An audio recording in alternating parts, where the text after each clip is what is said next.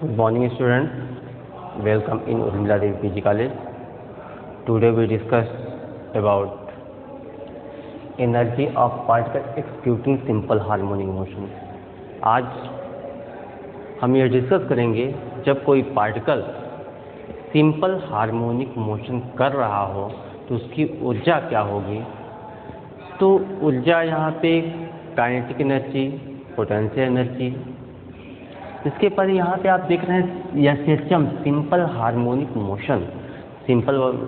Motion के बारे में पिछली वीडियो में हमने बहुत अच्छे तरीके से डिस्कस किया था। वहाँ पे हमने आपको periodic motion, oscillatory motion, simple harmonic motion के बारे में और डिफरेंशियल इक्वेशन, उसका सलूशन, इसके बारे में हमने बहुत अच्छी तरीके से वहाँ पे चर्चा किया था। अब हम आज आपको बताएंगे कि कोई पार्टिकल है वह सिंपल हार्मोनिक मोशन कर रहा है तो उसकी ऊर्जा क्या होगी, उसकी एनर्जी क्या होगी। यहाँ पे देख लीजिए, यदि कोई पार्टिकल सिंपल हार्मोनिक मोशन कर रहा है, तो अपने पास दो प्रकार की ऊर्जा रखता है। यदि कोई पार्टिकल सिंपल हार्मोनिक मोशन कर रहा है तो अपने पास दो प्रकार की ऊर्जा रखता है, kinetic as well as potential. तो जब हम आपको कैरेक्टरिस्टिक्स बता रहे थे तो वहाँ पे हमने आपको बताया था किस पोजीशन में वेलोसिटी मैक्सिमम होता है, किस पोजीशन में वेलोसिटी क्या होता है, जीरो होता है। तो जो वेलोसिटी के कारण जो एनर्जी होगी वह क्या होगी, काइनेटिक एनर्जी होगी। जो उसके डिस्प्लेसमेंट के करने के लिए जो वर्क डन किया जाता है वह स्टोर्ड एनर्जी क्या होगी, पोटेंशियल एनर्जी होगी। तो नॉर्मली काइनेटिक एनर्जी और पोटेंशियल एनर्जी के बारे में आप जानते ही हैं। तो यहाँ सिंपल आप देख लीजिए, जैसे क्या है, कोई पेंडुलम है, सिंपल पेंडुलम है, ठीक है। इसको मान लीजिए कि हम क्या करते थे, डिस्प्लेस करते हैं। क्या करते हैं, डिस्प्लेस करते हैं। जैसे हम इसको यहाँ से यहाँ तक लाते हैं या यहाँ से यहाँ तक लाते, जब हम इसको खींचते हैं तो इस कंडीशन में हमको क्या करना पड़ता है, कुछ वर्क डन करना पड़ता है, कुछ कार्य करना पड़ता है। जो कार्य करना पड़ता है, जो स्टोर्ड एनर्जी होती है, वही क्या होती है, पोटेंशियल एनर्जी होती है। जैसे ही जब हम इसको छोड़ते हैं तो जब हम इसको इधर खींचते हैं तो इसको इक्विलिब्रियम पोजीशन में लाने के लिए एक बल कार्य करता है जिसको रीस्टोरिंग फोर्स भी कहते हैं। तो जब हम इसको यहाँ से छोड़ते हैं तो वही स्टोर्ड एनर्जी जो होती है वो कन्वर्ट हो जाती है, किसमें, काइनेटिक एनर्जी में कन्वर्ट हो जाती है। इसका मतलब ये है, यदि कोई पार्टिकल सिंपल हार्मोनिक मोशन कर रहा है तो वहाँ पे उसके पास kinetic energy as well as potential energy, अर्थात काइनेटिक एनर्जी और पोटेंशियल एनर्जी दोनों होती है। यदि कोई पार्टिकल सिंपल हार्मोनिक मोशन कर रहा है तो उसके पास kinetic energy as well as potential energy दोनों होती है। तो यहाँ पे हम देखते हैं कि पहले हम काइनेटिक एनर्जी निकालेंगे, पोटेंशियल एनर्जी निकालेंगे। और हाँ, एक बात और है, यदि कोई डिसिपेटिव फैक्टर या डिसिपेटिव फोर्स, यहाँ पे डिसिपेटिव फोर्स मतलब क्या होता है, एक्सटर्नल फैक्टर, अब यदि उसको प्रभावित न करें तो उसका काइनेटिक एनर्जी और पोटेंशियल एनर्जी दोनों का सम क्या होता है, कंजर्व होता है, कांस्टेंट होता है। अब बात आती है कि काइनेटिक एनर्जी और पोटेंशियल एनर्जी दोनों के सम को हम क्या कहते हैं, मैकेनिकल एनर्जी कहते हैं, यांत्रिक ऊर्जा कहते हैं। The sum of kinetic energy and potential energy are called mechanical energy. अर्थात जो दोनों का सम होगा, गतिज ऊर्जा और स्थिर ऊर्जा का सम एक नियतांक होगा, यह कंजर्वेशन लॉ ऑफ एनर्जी को शो करता है, अर्थात conservation law of mechanical energy को शो करता है। तो यहाँ पे हम देखते हैं कि जैसे कोई क्या है, पार्टिकल्स हैं या कोई बॉब है, जब हम इसको क्या करते हैं, डिस्प्लेस करते हैं तो इसके अपोजिट एक फोर्स कार्य करता है जिसको हम रीस्टोरिंग फोर्स कहते हैं। और इसको जब हम खींचते हैं तो कुछ वर्क करना पड़ता है, वही किया गया कार्य क्या होगा, स्टोर्ड एनर्जी हो जाएगा। और जब हम इसको यहाँ से छोड़ते हैं तो किस में कन्वर्ट हो जाता है, काइनेटिक एनर्जी में कन्वर्ट हो जाता है। इसका मतलब कोई पार्टिकल सिंपल हार्मोनिक मोशन कर रहा है, उसके पास kinetic as well as potential energy दोनों होती है। यहाँ पे देख लीजिए कि an oscillating particle consist of both types of energies. Oscillating particle यहाँ पे यह क्या कर रहा है, ऑक्सीलेट कर रहा है। तो जब हम आपको पीरियाडिक मोशन बताए थे, उसको ऑक्सीलेटरी मोशन बताए थे, ऑक्सीलेटरी मोशन को ही वाइब्रेटरी मोशन कहते हैं। तो इसका मतलब यह है कि जो टू एंड फ्रो या बैक एंड फोर्थ मोशन करता है उसको हम क्या बोलते हैं, ऑक्सीलेटरी मोशन कहते हैं। ठीक है, और ये भी हमने आपको चर्चा किया था, प्रत्येक सिंपल हार्मोनिक मोशन जो है वो ऑक्सीलेटरी हो सकते हैं, लेकिन प्रत्येक ऑक्सीलेटरी जो होता है सिंपल हार्मोनिक मोशन नहीं हो सकता। यहाँ पे ऑक्सीलेटरी मोशन में क्या होता है, जो उसका एम्पलीट्यूड होता है वह समान भी हो सकता है और नहीं भी हो सकता है। लेकिन सिंपल हार्मोनिक मोशन में जो एम्पलीट्यूड होता है both side, back and fourth क्या कर रहा है या टू एंड फ्रो मोशन कर रहा है, तो बोथ साइड जो उसका एम्पलीट्यूड होगा वह क्या होगा, सेम होगा। ठीक, तो अभी हमने आपको बताया कि an oscillating particle consist of both types of energies, potential as well as kinetic. Due to its velocity it has kinetic energy, अर्थात यहाँ पे इसकी वेलोसिटी के कारण जो एनर्जी होगी वह काइनेटिक होगी। And on account of its displacement, और उसके डिस्प्लेसमेंट फ्रॉम इक्विलिब्रियम पोजीशन से उसकी डिस्प्लेसमेंट जो होगी वह क्या होगी, अपने पास पोटेंशियल एनर्जी रखता है। During the oscillation position it has potential energy. During the oscillation अर्थात ऑक्सीलेशन के दौरान, अभी हमने बताया कि ऑक्सीलेशन के दौरान जो यह वर्क डन होता है वह क्या होता है, पोटेंशियल एनर्जी होता है। इस कंडीशन में कि during the oscillation this energies very individually, अर्थात ऑक्सीलेशन के दौरान यह क्या है, ऑक्सीलेशन हो रहा है, वाइब्रेशन हो रहा है। ऑक्सीलेशन के दौरान जो काइनेटिक एनर्जी, अर्थात इसमें क्या होता है, kinetic plus potential, kinetic energy और पोटेंशियल एनर्जी दोनों क्या होते हैं, अलग अलग वेरी करते हैं, एक साथ वेरी नहीं करता है। इसका मतलब यह है कि अगर पोटेंशियल डिक्रीज होगा तो काइनेटिक क्या होगा, इंक्रीज होगा, या काइनेटिक डिक्रीज होगा तो पोटेंशियल क्या होगा, इंक्रीज होगा। और दोनों का सम क्या कहलाता है, मैकेनिकल एनर्जी कहलाता है। द काइनेटिक एनर्जी और potential energy are called mechanical energy. ये ध्यान दीजिए, अभी हमने आपको बताया कोई पार्टिकल ऑक्सीलेट कर रहा है तो उसकी जो एनर्जी होगी वह अलग अलग वेरी करेगी। तो इसका मतलब यह है काइनेटिक बढ़ेगा, पोटेंशियल घटेगा, पोटेंशियल बढ़ेगा, काइनेटिक घटेगा। यदि डिस्पर्टिव फोर्स अर्थात एक्सटर्नल फैक्टर उसको को प्रभावित नहीं कर रहे हैं तो दोनों का सम जो होगा वो क्या होगा, कंजर्व होगा। इस कंडीशन में कि their sum remains conserve in the absence of any dissipative force. Dissipative force means होता है कि आपका कोई एक्सटर्नल फैक्टर, जैसे एयर, कोई जब पेंडुलम वाइब्रेट कर रहा है तो अगर हवा क्या है बहुत तेजी के साथ चल रही है तो अभी क्या होगा, एक प्रकार से डिसिपेटिव फोर्स के अंतर्गत आएगा, वह उसको क्या कर रहा है, प्रभावित कर रहा है। तो अगर उस पर कोई एक्सटर्नल फैक्टर प्रभावित नहीं कर रहा है तो दोनों का सम क्या होगा, कंजर्व होगा, था मैकेनिकल एनर्जी कंजर्व होगा। तो सबसे पहले हम फाइंड करते हैं कोई पार्टिकल क्या कर रहा है, सिंपल हार्मोनिक मोशन कर रहा है। कोई पार्टिकल सिंपल हार्मोनिक मोशन कर रहा है तो उसकी काइनेटिक एनर्जी क्या होगी, उसकी पोटेंशियल एनर्जी क्या होगी, और जब दोनों को सम कर देते हैं तो टोटल एनर्जी हमको कितना मिलता है। यहाँ पर पहला ऑपरेशन डाल लीजिए, पोटेंशियल एनर्जी। क्या, पोटेंशियल एनर्जी। पोटेंशियल एनर्जी को हम यू से डिनोट करते हैं। यू से मान लीजिए हम यू से डिनोट करते हैं।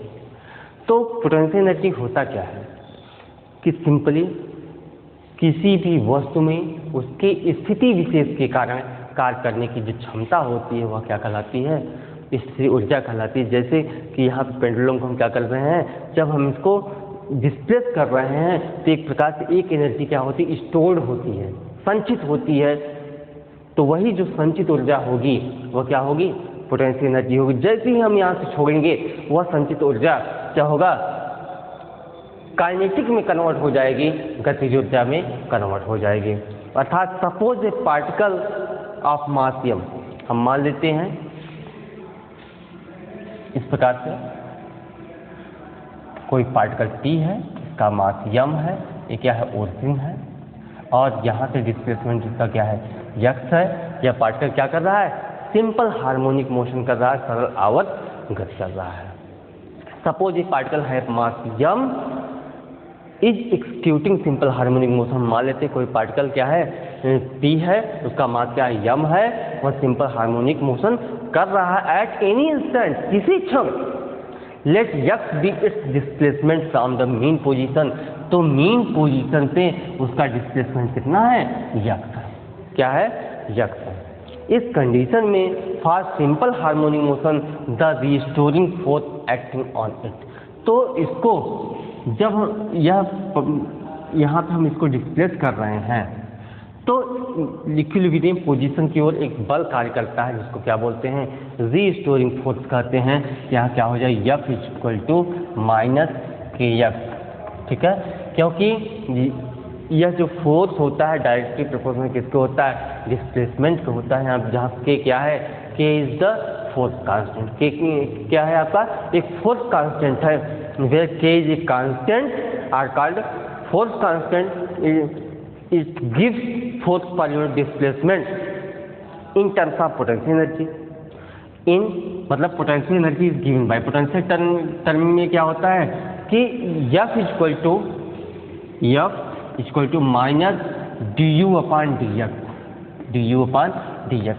ये यहाँ पे F क्या करते हैं कि du, यह जो फोर्स होता है एक तरीके से अगर मान लीजिए तो कंजर्वेटिव फोर्स होता है, negative gradient of potential energy. तो इस कंडीशन में भी क्या होगा, F equal to minus du upon dx हो जाएगा। अब हम क्या करें, दोनों इक्वेशन के द्वारा दोनों इक्वेशन को हम लेकर सॉल्व करते हैं, इसको देखते हैं। अब यहाँ पे ले लेते हैं from equation first and second. अब देख लीजिए F यहाँ भी है, F यहाँ भी है, तो कर लीजिए from equation first and second समीकरण 1 और 2 द्वारा क्या हो जाएगा, minus kx equal to minus du upon dx। तो यहाँ से माइनस माइनस क्या हो जाएगा, कैंसिल हो जाएगा, तो माइनस माइनस यहाँ कैंसिल हो जाएगा। तो आपको क्या बचा कि x equal to du upon dx, क्या बचा, du अपॉन dx। अब क्या कर लेंगे, ऑन इंटीग्रेटिंग इसको क्या कर लेंगे, इंटीग्रेट कर लेंगे। जब इंटीग्रेट कर लेंगे, इंटीग्रेट का इसको पहले इंटरचेंज कर लीजिए, इसको इंटरचेंज कर लेंगे तो हो जाएगा du इक्वल टू माइनस नहीं k into f into dx, यही हो जाएगा। जब हम इसको इंटीग्रेट करते हैं तो इंटीग्रेट करेंगे तो हो जाएगी u इक्वल टू k, यहाँ x है, क्या हो जाएगा, x स्क्वायर बाई 2 हो जाएगा, प्लस एक कांस्टेंट जोड़ देते हैं capital E, where a is the integration constant. जहाँ पे a क्या है, where a is the integration constant, a आपका इंटीग्रेशन कांस्टेंट है। इसको हम लिख सकते हैं u equal to 1/2 k x square plus a, where a is the integration constant. जहाँ पे a क्या है, a इंटीग्रेशन कांस्टेंट है। अब if we assume that potential energy zero, हम मान लेते हैं पोटेंशियल एनर्जी क्या है, जीरो है। कब, एट मीन पोजीशन, उस कंडीशन में क्या u इक्वल टू जीरो कब होगा, u इक्वल टू जीरो होगा at x equal to zero. ध्यान दीजिए कि जब यह क्या है, जीरो है, जब x इक्वल टू क्या है, जीरो है, तो u इक्वल टू क्या होगा, जीरो होगा। क्यों, क्योंकि इसको डिस्प्लेस करने के लिए कोई वर्क डन नहीं हो रहा है, तो जो एनर्जी क्या होगा, स्टोर्ड होगा। तो u इक्वल टू जीरो है, x इक्वल टू जीरो है, a इक्वल टू भी क्या मिलेगा, that is A equal to भी 0 मिलेगा। तो यहाँ से जो u इक्वल टू 1/2 के एक्स स्क्वायर इक्वेशन नंबर इसको हम थर्ड बना देते हैं। क्या मिल जाएगा आपको? u इक्वल टू 1/2 के एक्स स्क्वायर हो जाएगा। अब फॉर सिंपल हार्मोनिक मोशन के लिए हम ये देख लेते हैं, हम जानते हैं also we know that for SHM simple harmonic motion के लिए क्या होता है? x equal to A sine omega T plus phi. ये इक्वेशन हम आपको पहले डेरिवेशन करा चुके हैं। यहाँ पे x equal to A sine omega T plus phi एक क्या है? डिस्प्लेसमेंट के लिए है। किसके लिए? जब कोई पार्टिकल सिंपल हार्मोनिक मोशन कर रहा हो। अब हम यहाँ से वैल्यू रख देंगे, पहले आप इतना नोट कर लीजिए, तब हम उसके बाद चलते हैं। यही x की वैल्यू जो होगा इक्वेशन नंबर 3 में हम पुट कर देंगे। तो यहाँ मिल जाएगा u equal to 1/2 k a square sine square omega T plus phi. पहले आप इतना नोट करिए, फिर हम आगे चलते हैं। अब यहाँ पे आप देख सकते हैं कि सिंपल हार्मोनिक मोशन के लिए x equal to A sine omega T plus phi. अब उपरोक्त मतलब एबव इक्वेशन पुट कर देंगे तो क्या हो जाएगा? u equal to 1/2 k a square sine square omega T plus phi. ठीक, यहाँ पे आप क्या कर रहे हैं? ये तो आपको पोटेंशियल एनर्जी का फार्मूला मिल गया है, लेकिन जो पार्टिकल है वो सिंपल हार्मोनिक मोशन कर रहा है। जब पार्टिकल सिंपल हार्मोनिक मोशन कर रहा है, डिस्प्लेसमेंट का जो फार्मूला होता है x equal to A sine omega T plus phi होता है। तो यही वैल्यू हम क्या करेंगे? रख देंगे। तो 1/2 k a square sine square omega T plus phi हो जाएगा। इसको इक्वेशन नंबर 3 मान लीजिए। ठीक है, इसको आप इक्वेशन नंबर 3 जब हम मान लेंगे, यहाँ पे फॉर मैक्सिमम अभी हमने आपको बताया, यहाँ देख लीजिए कि जब x इक्वल टू 0 होगा, जब x इक्वल टू 0 होगा उस कंडीशन में जो पोटेंशियल एनर्जी होगी क्या होगी? 0 होगी। अर्थात जब हम उस पर फोर्स अप्लाई करेंगे, ये मान लीजिए प्लस ए हो गया, ये क्या हो गया? माइनस ए हो गया। यहाँ भी अभी आपने माना कोई पार्टिकल P है, उसका मास m है, सिंपल हार्मोनिक मोशन कर रहा है, डिस्प्लेसमेंट क्या है? उसका x है। अर्थात उस पर एक फोर्स अप्लाई करके यहाँ से पार्टिकल को हम यहाँ पे लाए, अर्थात डिस्प्लेसमेंट हुआ। तो यही जो एनर्जी होगी वो स्टोर एनर्जी, वही पोटेंशियल एनर्जी होगी। जैसे ही यहाँ से छोड़ा जाता है, यही पोटेंशियल एनर्जी काइनेटिक में कन्वर्ट हो जाता था। x इक्वल टू 0 पे क्या था? पोटेंशियल एनर्जी 0 था, और यहाँ पे x इक्वल टू a पे क्या हो जाएगा? x पोटेंशियल एनर्जी मैक्सिमम हो जाएगा। अर्थात equation 3 gives the potential energy of particle executing simple harmonic motion. यह क्या है? जब कोई पार्टिकल सिंपल हार्मोनिक मोशन कर रहा है उस कंडीशन में पोटेंशियल एनर्जी है। अब यहाँ पे u at x equal to A, u मतलब पोटेंशियल एनर्जी कब? जब x इक्वल टू ए हो, तो उस कंडीशन में यह क्या होगा? मैक्सिमम पोटेंशियल एनर्जी होगा। अर्थात फॉर मैक्सिमम के लिए आपका sine square omega T plus phi क्या हो जाएगा? 1 हो जाएगा, क्योंकि जो इसकी वैल्यू होती है साइन के वो +-1 के बीच में क्या करती है? कैरी करती है। तो यहाँ से u मैक्स हो जाएगा 1/2 के ए स्क्वायर। क्या हो जाएगा? 1/2 के ए स्क्वायर हो जाएगा। यह हो गया आपका potential energy executing simple harmonic motion. जब कोई पार्टिकल सिंपल हार्मोनिक मोशन कर रहा है उस कंडीशन में इसकी पोटेंशियल एनर्जी हो गई। कौन सी? Maximum potential energy. क्या हो गया?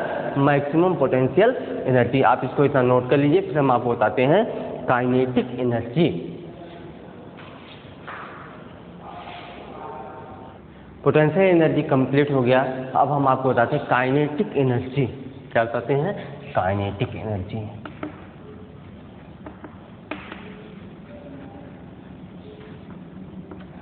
आप गतिज ऊर्जा और स्थितिज ऊर्जा की जो परिभाषा है वो आप छोटी कक्षाओं से पढ़ते आ रहे हैं। गतिज ऊर्जा और स्थितिज ऊर्जा की परिभाषा आप छोटी कक्षाओं से पढ़ते हुए आ रहे हैं। तो गतिज ऊर्जा क्या होती है? किसी भी वस्तु में उसके गतिविधि के कारण कार्य करने की जो क्षमता होती है उसे क्या कहते हैं? गति ऊर्जा कहते हैं। मेनली ऊर्जा की परिभाषा तो आपको पता ही होगा, the capacity of doing work card energy. कार्य करने की क्षमता क्या कहलाती है? ऊर्जा कहलाती है। गतिज ऊर्जा स्वाभाविक सी बात है, उसमें क्या हो? मोशन होगा।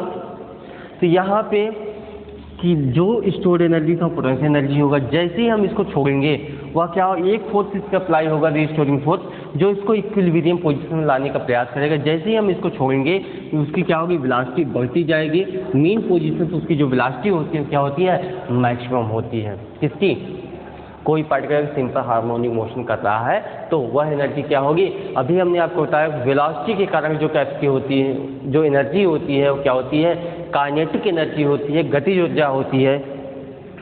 तो यहाँ पे कोई पार्टिकल P है, उसका मास m है, वह सिंपल हार्मोनिक मोशन कर रहा है। सिंपल हार्मोनिक मोशन में बोथ साइड जो एम्पलीट्यूड होता है वो सेम होता है।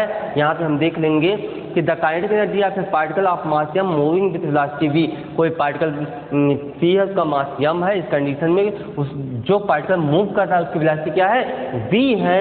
तो काइनेटिक एनर्जी के E होता है हाफ m v स्क्वायर। क्या होता है, हाफ m v स्क्वायर होता है। But for simple harmonic motion, simple harmonic motion के लिए क्या होता है, x a sin omega t plus phi. यहाँ पे वेलोसिटी है, जब हम आपको डिफरेंशियल इक्वेशन सॉल्व करा रहे थे तो वहाँ से हमने आपको वेलोसिटी निकाला था। तो the rate of change of displacement are का वेलोसिटी, विस्थापन परिवर्तन की दर क्या कहते हैं, वेग कहते हैं। तो यहाँ v क्या हो जाएगा, dx/dt हो जाएगा। एंड v क्या हो जाएगा, dx/dt हो जाएगा। तो यहाँ से हो जाएगा a omega cos omega t plus phi. ठीक है, इसको जब डिफ्रेंशिएट कर देंगे क्या हो जाएगा, a omega cos omega t plus phi. तो काइनेटिक एनर्जी आपको बदल जाएगा 1/2 m a omega a square omega square cos square omega t plus phi. क्या हो गया, 1/2 m a square omega square cos square omega t plus phi. अब आप पढ़े थे omega square k by m, क्या पढ़े थे, k बाई m। तो इसको हम लिख सकते हैं, क्या लिख सकते हैं, 1/2 k a square cos square omega t plus phi लिख सकते हैं, क्योंकि ओमेगा स्क्वायर होता है k बाई m होता है। तो 1/2 k a square cos square omega t plus phi हो जाएगा। अब यहाँ से cos स्क्वायर होता है 1 माइनस साइन स्क्वायर, तो हो जाएगा 1/2 k a square 1 minus sine square omega t plus phi. ठीक, इसका मल्टीप्लाई करेंगे तो 1/2 k a square minus a square sine square omega t plus phi, यही हो जाएगा। अब आप यहाँ देख रहे हैं क्या, x a sine omega t plus phi. अब यहाँ से a square sine square omega t plus phi है, तो ये हो जाएगा 1/2 k a square minus x square. क्या हो गया आपका, kinetic energy 1/2 k a square minus x square. यहाँ पे काइनेटिक एनर्जी जब मैक्सिमम लेते हैं, मैक्सिमम के लिए मेन तो आपको यहीं से मिल जाता है, k a square cos square omega t plus phi, क्योंकि यहाँ से वेलोसिटी का मान हम रख दिया। तो मैक्सिमम के लिए cos square omega t plus phi जो होता है क्या होता है, 1 होता है।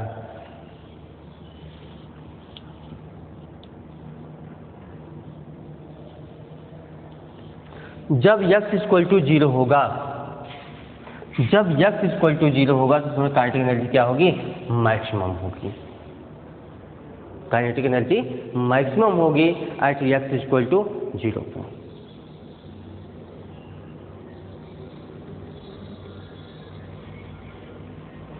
यहाँ देख लीजिए, तो काइनेटिक एनर्जी बिकम्स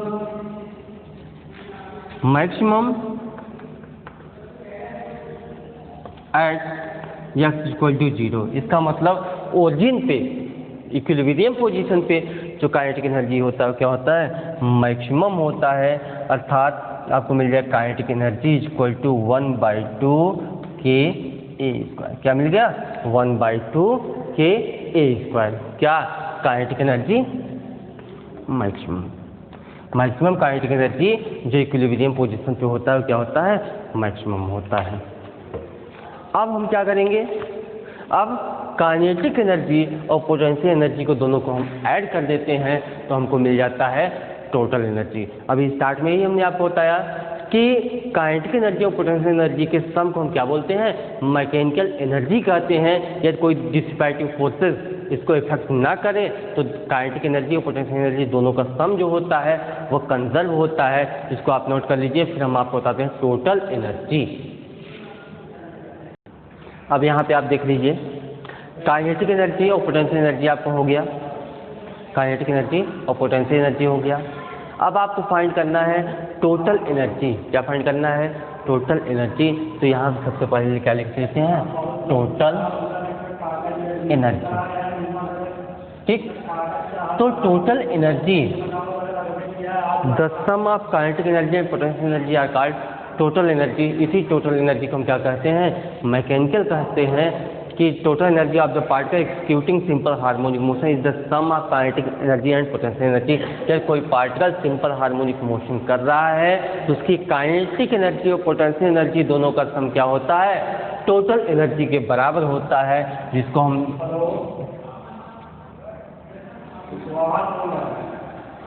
यहाँ लिख सकते हैं when the particle executing simple harmonic motion its kinetic energy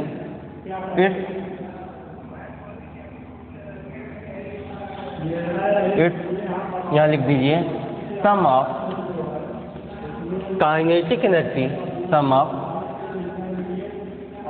kinetic energy and potential energy are called total energy. यहाँ ये आपको हो जाएगा E equal to U plus K. Means जब कोई पार्टिकल सिंपल हार्मोनिक मोशन कर रहा है तो उसकी जो गतिज ऊर्जा होगी और स्थिति ऊर्जा दोनों का योगफल जो होगा कुल ऊर्जा के बराबर होगा। तो यहाँ से फ्रॉम इक्वेशन जो आप फाइंड किए हैं 3 और 4 जो भी हो, तो काइनेटिक एनर्जी और पोटेंशियल एनर्जी दोनों का जो फार्मूला आपने पाया है यहाँ हम क्या कर देंगे, रख देंगे, तो हो जाएगा then from above equation kinetic energy and potential energy. तो पोटेंशियल एनर्जी और काइनेटिक एनर्जी का जो इक्वेशन आपको मिला था उसका वैल्यू क्या करेंगे, हम यहाँ पर रख देंगे।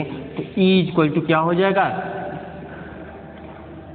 U का मान मिला था 1/2 के A square sine square omega t plus 5, यही मिला था। और काइनेटिक एनर्जी का मान मिला था 1/2 के A square cos square omega t plus 5, यही मिला था। ध्यान से देख लीजिए।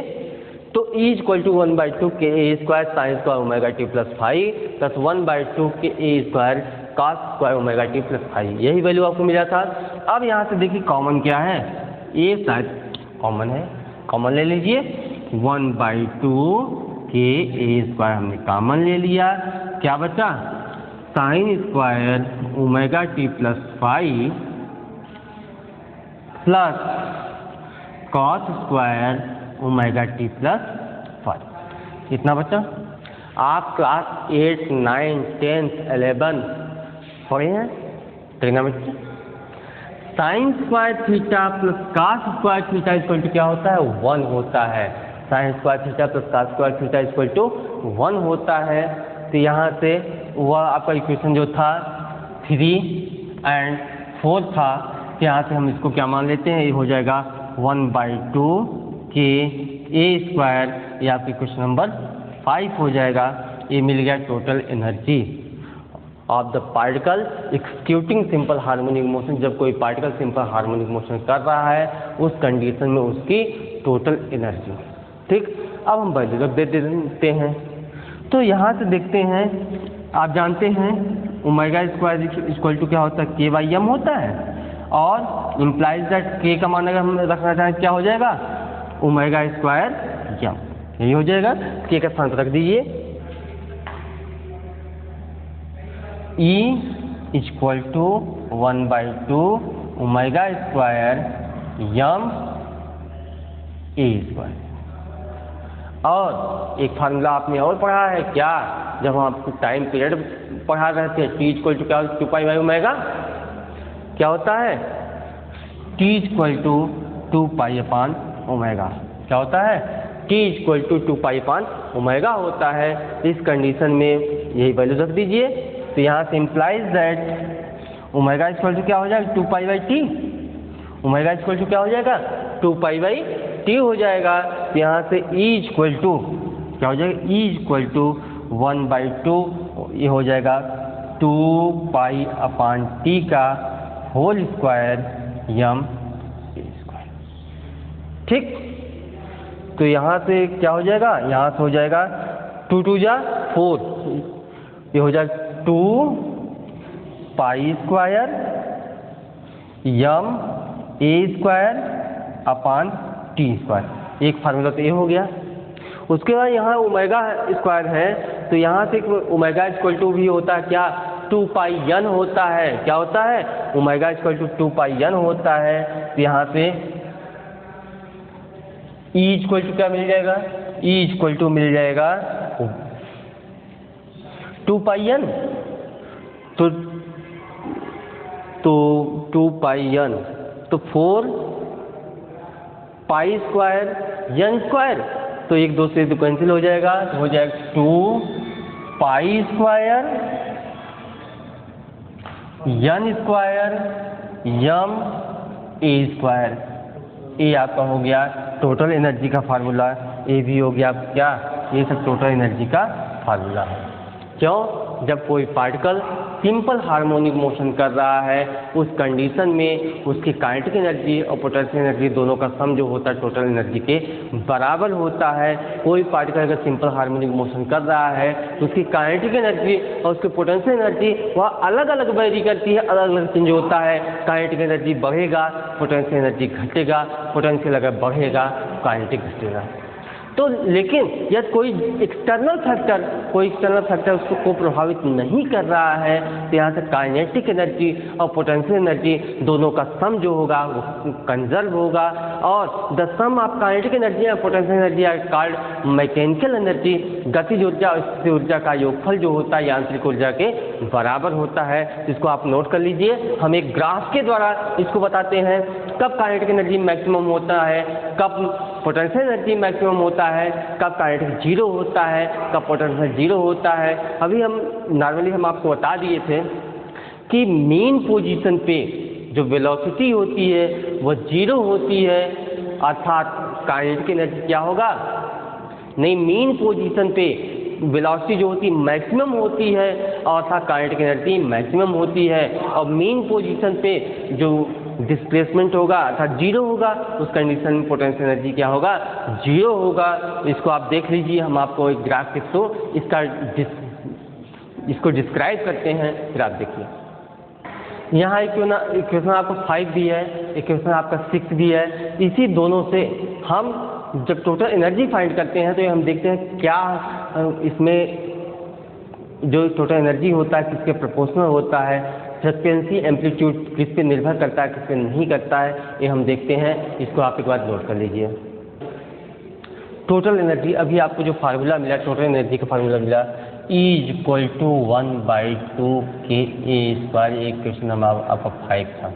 क्या था, इक्वेशन नंबर 5 था। यहाँ से फिर से देख लीजिए, ओमेगा स्क्वायर इक्वल टू क्या होता है, K/m होता है।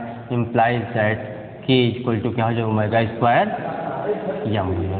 क्या हो जाएगा, ओमेगा स्क्वायर यम हो जाएगा। यही वैल्यू जो हम यहाँ पर रख देते हैं तो E equal to 1/2 omega square M A square हो जाएगा।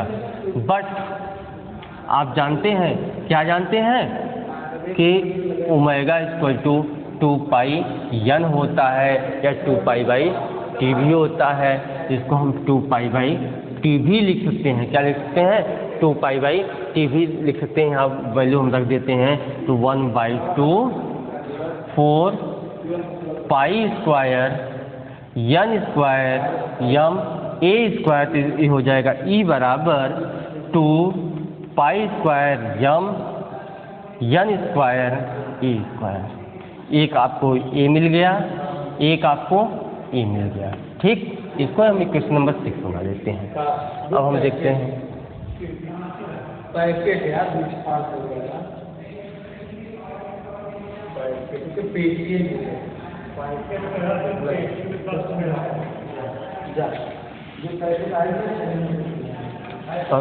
अब यहाँ देख लीजिए,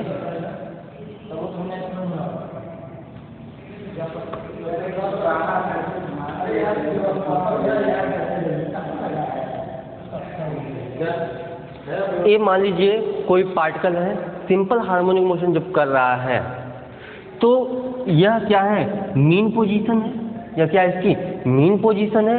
यहाँ से क्वेश्चन नंबर 5 क्वेश्चन नंबर 6 मिला। इस कंडीशन से आप देख सकते हैं कि अगर देखा जाए इक्वेशन 5 से भी इक्वेशन 6 से भी जो कोई पार्टिकल सिंपल हार्मोनिक मोशन कर रहा है तो जो उसकी टोटल एनर्जी होती है डायरेक्टली प्रोपोर्शनल टू एम्पलीट्यूड, उसके एम्पलीट्यूड के क्या होता है?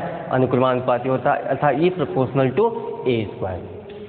और आप equation 5 and equation 6 from equation 5 and equation 6 it is clear that total energy of the particle is constant in the absence of dissipative forces। इसका मतलब कि टोटल एनर्जी क्या होगा? कांस्टेंट होगा। कब? जब काइनेटिक एनर्जी और पोटेंशियल एनर्जी दोनों का सम किया जाएगा, यदि उस पर कोई एक्सटर्नल फैक्टर मतलब प्रभावित नहीं कर रहा है तो। अब यहाँ पर हम देखते हैं कि जो E है वह टाइम पर निर्भर नहीं करता है, टाइम पीरियड पर निर्भर करता है लेकिन टाइम पर निर्भर नहीं करता है।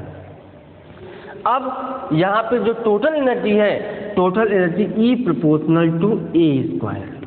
क्या टोटल यहाँ भी देख सकते हैं और यहाँ भी देख सकते हैं, अर्थात total energy is directly proportional to the square of the amplitude of the motion, that is E proportional to A square and inversely proportional to the square of time period.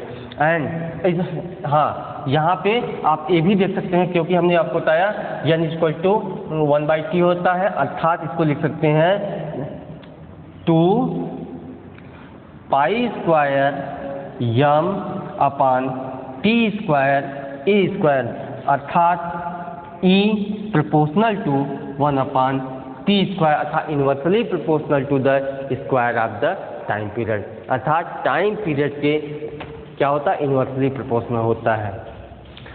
Total energy is equal to the maximum value of potential energy और kinetic energy, अर्थात जो total energy होता है वह kinetic energy और potential energy के बराबर होता है। दस when kinetic energy has maximum, kinetic energy has its maximum value, potential energy is 0, vice versa. इसका मतलब एक ये है, काइनेटिक एनर्जी मैक्सिमम तब होगा जब पोटेंशियल एनर्जी 0 होगा और पोटेंशियल एनर्जी 0 तब होगी जब काइनेटिक एनर्जी मैक्सिमम होगा। इसका मतलब दोनों का सम क्या होगा? कांस्टेंट होगा। यदि काइनेटिक जो है वो मैक्सिमम है, पोटेंशियल क्या होगा? मिनिमम होगा। इस से अगर आप देख लीजिए प्लस ए माइनस ए, ये आप क्या हो गया? मीन पोजीशन आपका ओरिजिन हो गया। ये आपका क्या है? Displacement, displacement. ये आप क्या हो गया? एनर्जी। ये क्या हो गया? एनर्जी। देख सकते हैं यहां पे ये जो होगा क्या होगा? ये आपकी पोटेंशियल एनर्जी मैक्सिमम को शो करेगा। क्यों? क्योंकि जब बॉडी को हम इधर डिस्प्लेसमेंट करते हैं तो उस कंडीशन में इक्विलिब्रियम पोजीशन में आने के लिए एक बल कार्य करता है, वह स्टोर्ड फोर्स जो होगा वह मैक्सिमम काइनेटिक एनर्जी होगा। अर्थात एक्सट्रीम पोजीशन पे जो पोटेंशियल एनर्जी होता है वह मैक्सिमम होता है और ओरिजिन पे काइनेटिक एनर्जी क्या होता है? मैक्सिमम होता है। ठीक, तो यहाँ पे V = 1/2 kA², V = 1/2 kA²। ठीक, और ये हो जाएगा 1/2 kx, 1/2 kA² ये भी हो जाएगा maximum potential energy, maximum kinetic energy. तो ये हो जाएगा k = 1/2 kA² - x। ये हो गया एनर्जी और डिस्प्लेसमेंट के बीच में ग्राफ हो गया। अर्थात जो टोटल एनर्जी होता है वह एम्पलीट्यूड के स्क्वायर के डायरेक्टली प्रोपोर्शनल होता है और उसके टाइम पीरियड के इनवर्सली प्रोपोर्शनल होता है। For any value of displacement x, the sum of ordinates of both the curves equal to the total energy E and it is represented by the horizontal line।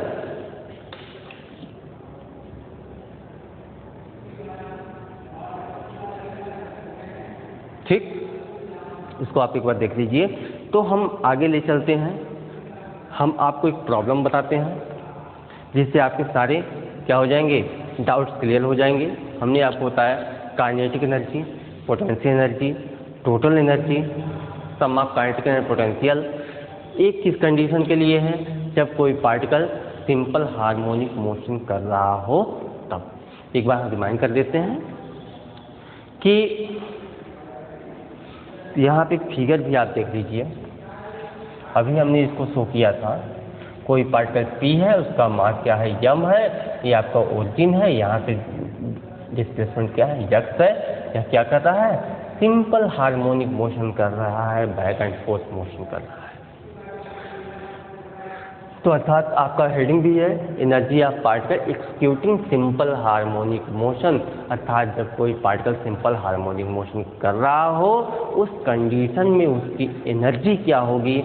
अर्थात कोई particle simple harmonic motion कर रहा है, it has kinetic energy as well as potential energy. वह अपने पास गतिज ऊर्जा और स्थितिज ऊर्जा दोनों रखता है और काइनेटिक एनर्जी और पोटेंशियल एनर्जी दोनों का सम क्या होगा? ऑलरेडी कंजर्व होगा। तो सबसे पहले हमने आपको पोटेंशियल एनर्जी निकाला, फिर काइनेटिक एनर्जी निकाला और दोनों का सम कर दिया। यहाँ पे आपको टोटल एनर्जी मिल गया। आप जानते हैं ओमेगा = 2πn होता है। वैल्यू रखने के बाद आपने एक निष्कर्ष ये भी निकाल लिया कि जो एनर्जी होता है directly proportional to the square of the amplitude, उसके एम्पलीट्यूड के स्क्वायर के बराबर होता है और inversely proportional to the square of the time period, और टाइम पीरियड के स्क्वायर के इनवर्सली होता है। तो हम यहाँ पे आपको एक न्यूमेरिकल बताते हैं जिससे इससे रिलेटेड सारे डाउट्स क्या हो जाएंगे? क्लियर हो जाएंगे। यहाँ पे एक न्यूमेरिकल हम आपको बताएंगे और एक न्यूमेरिकल हम आपको करने के लिए देंगे जो कि आपको करके कमेंट में देना है। ठीक है, इसको आप एक बार नोट कर लीजिए, देख लीजिए, फिर हम आगे चलते हैं। अब यहाँ पर आप न्यूमेरिकल देखिए। न्यूमेरिकल क्या कर रहा है? ए particle of mass 5 gram executing simple harmonic motion. कोई पार्टिकल है, वह क्या कर रहा है?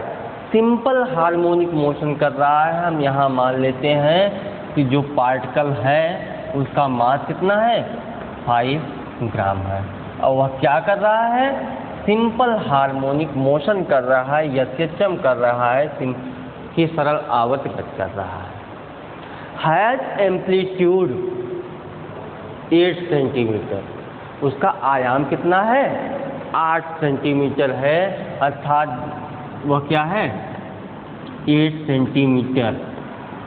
द मैक्सिमम डिस्प्लेसमेंट, जो मैक्सिमम डिस्प्लेसमेंट है वो कितना है? 8 सेंटीमीटर है।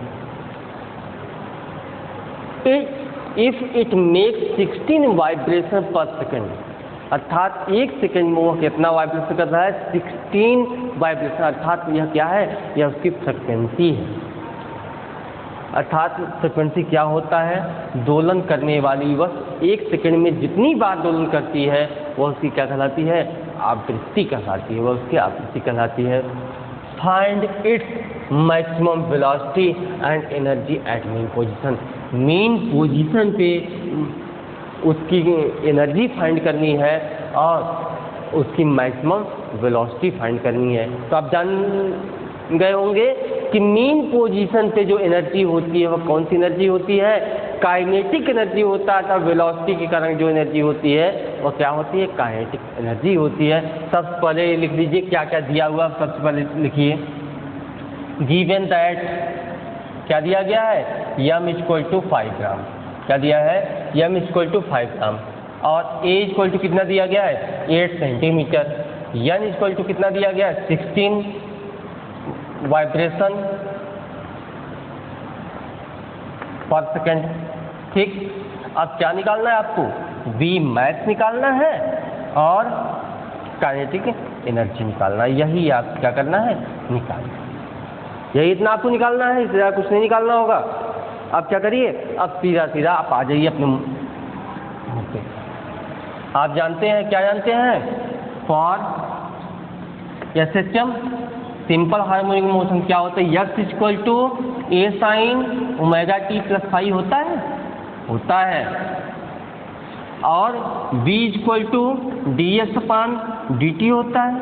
क्या होता है, d x upon d t होता है। क्या हो जाएगा यहाँ से हो जाएगा a omega cos omega T plus five, क्या हो जाएगा, a omega cos omega T plus five आपका वेलोसिटी हो गया।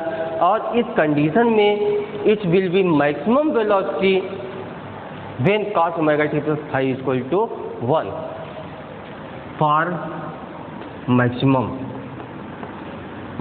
के केस में तो यहाँ से cos omega T plus five क्या हो जाता है, 1 हो जाता है।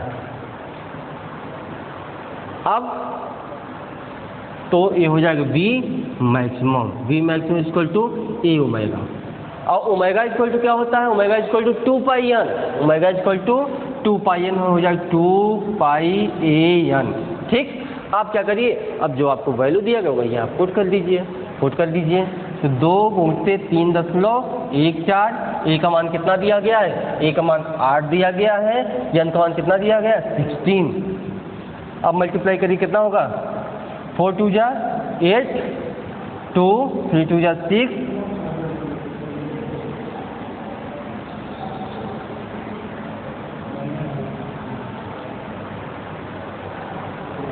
16 8 जा 128।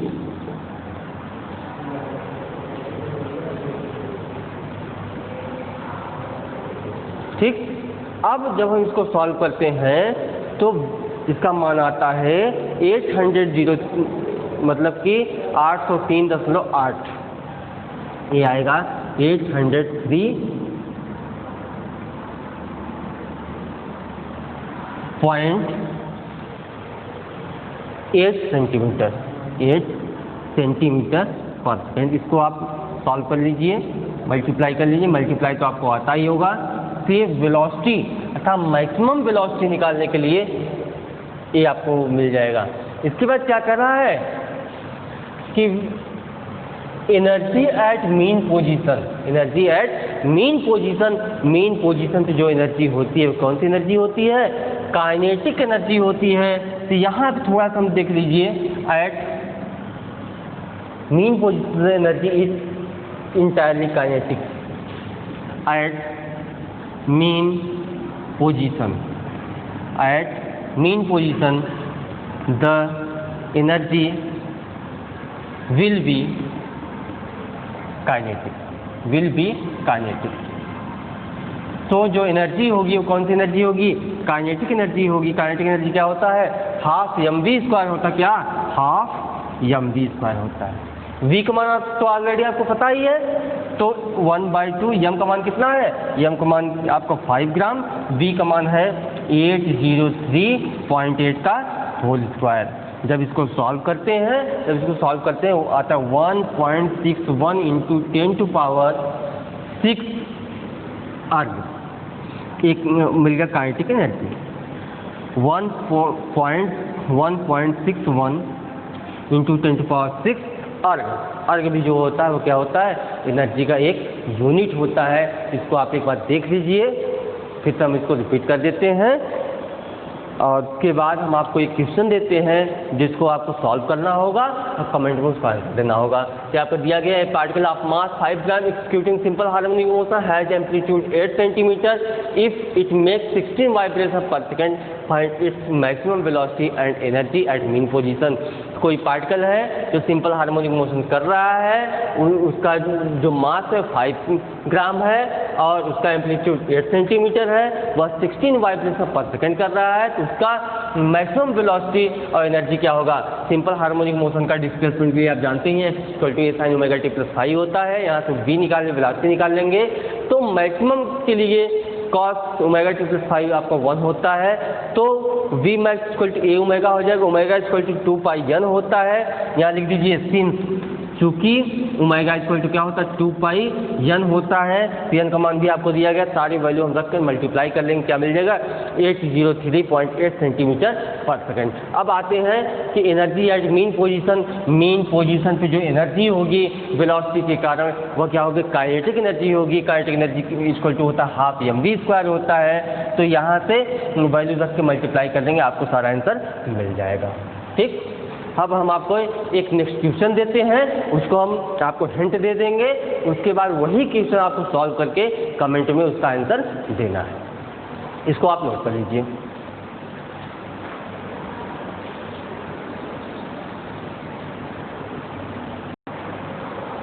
अब यहाँ से आप न्यूमेरिकल देख लीजिए, जो कि आपको खुद से करना है। हम यहाँ पे हिंट आपको दे रहे हैं। द एम्पलीट्यूड और harmonic oscillator of A point mass of 10 gram is 5 centimetre. यहाँ पे कोई पार्टिकल है जो सिंपल हार्मोनिक मोशन कर रहा है, जिसका एम्पलीट्यूड क्या है 5 सेंटीमीटर है, वह जो पॉइंट मास में क्या है 10 ग्राम है। And the energy of oscillation in 3.1 into 10⁻⁵ joule दिया हुआ है। Right the equation of motion if the initial phase is 60 degree.